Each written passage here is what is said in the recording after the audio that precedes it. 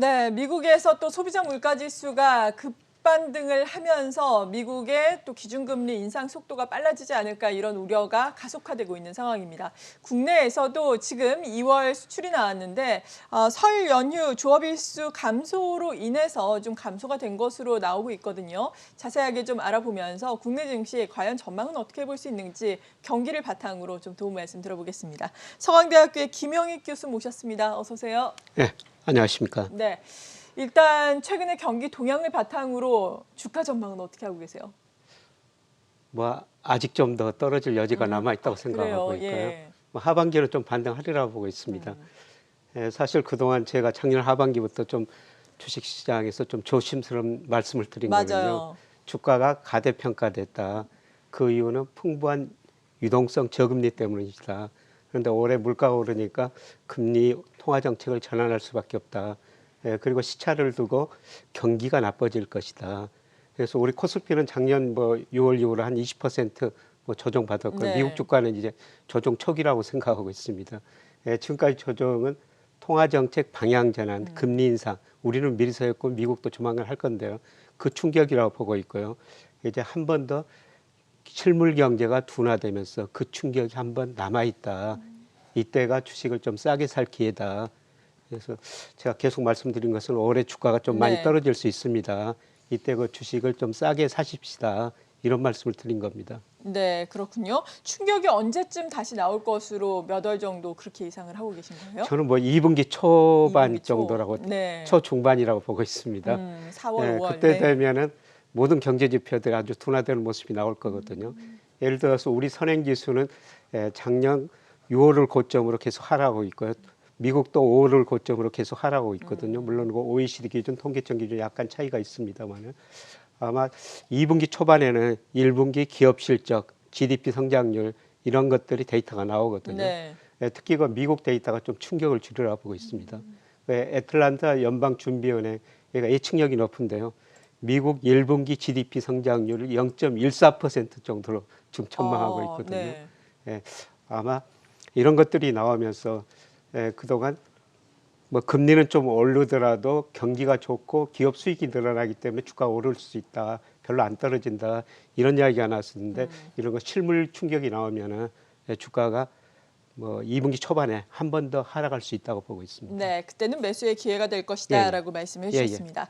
이런 가운데 우리 뭐 그래도 잘 버텨주고 있는 것이 수출 환경 아니겠습니까? 이러한 부분이 약간은 지금 부담감으로 작용을 하고 있는 것 같아요. 올 들어서 무역 수지가 2개월 연속 적자를 기록했고 앞서 말씀을 드린 것처럼 오늘은 또 2월 1일부터 10일까지 수출이 발표가 됐는데 12.6% 감소를 했습니다. 이 부분은 뭐 설 연휴가 끼어 있기 때문에 어쩔 수 없는 부분이라 하더라도 약간은 부담이 되는 측면은 없지 않아 있는 것 같아요. 좀 좋지 않은 조짐이죠. 그렇죠. 예. 1월 무역수지 적자가 48억 9천만 달러로 월간 기준으로는 사상 최대치였거든요. 네.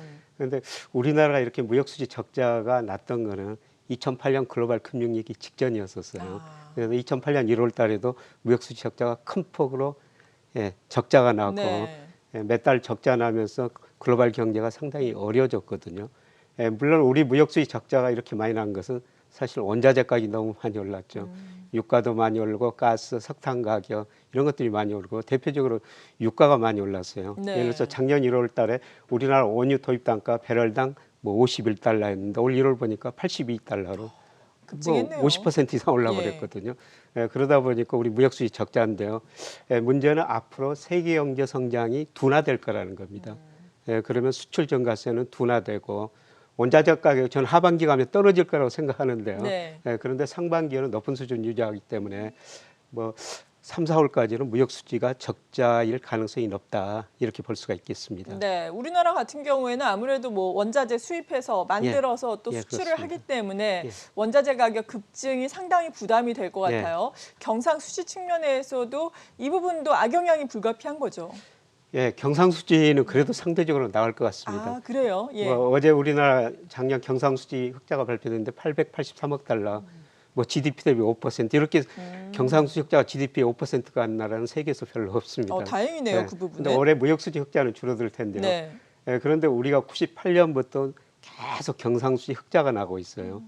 이게 누적적으로 쌓이다 보니까 작년까지 보니까 경상수지적자가 1조 달러가 넘어섰습니다. 네. 우리가 그 돈 가지고 뭐를 하냐면은 우리 기업들 해외 직접 투자하고 우리 사학개미라고 하는 것처럼 또 우리 개인들 뭐 국민연기금 뭐 해외 주식을 샀거든요. 그렇죠. 그러다 보니까 배당 소득, 이자 소득이 많이 들어오고 있어요. 아. 작년에 200억 달러 들었거든요. 예. 작년에 배당 소득이 97억 달러였어요. 그러니까 상당하네요. 외국인들 우리 주식 많이 가지고 있지만은 네. 외국인들 우리나라 삼성전자가 좀 배당 가져가지만은 맞아요. 우리가 해외 주식을 더 많이 사가지고 지금 100조 원 가까이, 오. 10조 원 가까이 예. 배당 수익을 올리고 있다는 겁니다. 그래서 이런 측면에서 보면은 경상수지는 상대적으로 괜찮을 것 같습니다. 그런 부분은 상당히 다행스러운 예, 부분입니다. 그렇습니다. 네, 그리고 중요한 변수가 항상 말씀을 해주시는 것이 일평균 수출이다 이렇게 언급을 해주고 계시잖아요. 예. 이 부분에 있어서 데이터는 어떻습니까? 예, 일평균 수출 가지고 제가 주가 전망했습니다. 작년 맞아요. 6월 달에 그림 하나 있습니다만 혹시 보여줄 수 있는지 네. 모르겠습니다. 예, 작년 6월 달에 한 40% 정도 주가가 일평균 수출에 앞서갔어요. 네. 근데 지난 1월 보니까 1%로 많이 축소됐거든요. 지금 뭐 가대평가 국면이 많이 해소됐습니다. 아, 일평균 수출이 지금 파란색이고 코스피가 빨간색. 네. 예, 예. 그리고 제가 저걸 전망해 보니까 일평균 수출 금액 증가율은 아니고요. 예. 예, 그런데 뭐 1월에 25억 달러인데 물론 제 전망치입니다. 예. 4월에는 23억 달러로 더 줄어들거든요. 아. 예, 그래서 저는 저걸로 올 4월쯤이 주가가 가장 어려운 시기가 아닐까. 네. 예, 그 이후로 하반기는 반등을 하리라고 보고 있습니다. 네, 일평균 수출과 주가의 괴리가 상당히 중요하다라는 부분인데 예. 다른 화면도 준비가 된 걸로 알고 있거든요. 좀 예. 보면서 설명을 해주시죠. 저 일평균 수출하고 네. 주가하고 제가 얼마나 가대평가됐냐 저게 그림인데요. 예. 그러니까 작년 6월 달에 40% 수출도 증가하지만 일평균 수출 금액이 앞서갔었어요. 제가 저걸 보고 주가가 좀 조정을 거칠 것입니다. 그런데 1월 기준으로 보면은 네. 이제 1% 정도 가대평가가 많이 해소가 됐거든요. 그런데 4월에 일평균 수출 금액이 줄어들 것이기 때문에 예. 아마 저게 더 낮아질 거예요. 그리고 뭐 때로는 주가는 펀더멘탈 일평균 수출을 가대평가하고 가소평가하기도 하거든요. 저는 앞으로 하반기에 가소평가 국면이 좀 2분기에 있을 거라고 생각해요. 코스피가. 예. 네. 코스피가 일평균 네. 수출을 가소평가하는 국면. 그때는 우리가 주식을 사서야 되죠. 그런 시점이 저는 점차 다가오고 있다.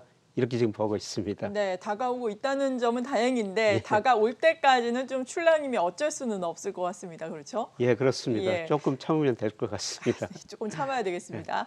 미국도 지금 앞서서 언급을 해드린 것처럼 소비자 물가지수가 너무 높게 나왔어요. 예. 이에 따라서 뭐 블러드 연은 총재, 그러니까 세인트루이스 연은 총재 같은 경우에는 뭐 7월까지 100bp 인상 뭐 이런 얘기까지 강경하게 또 한 상황인데 앞으로 뭐 연준의 스탠스에 따른 국내 증시에 미치는 영향은 어떨까요?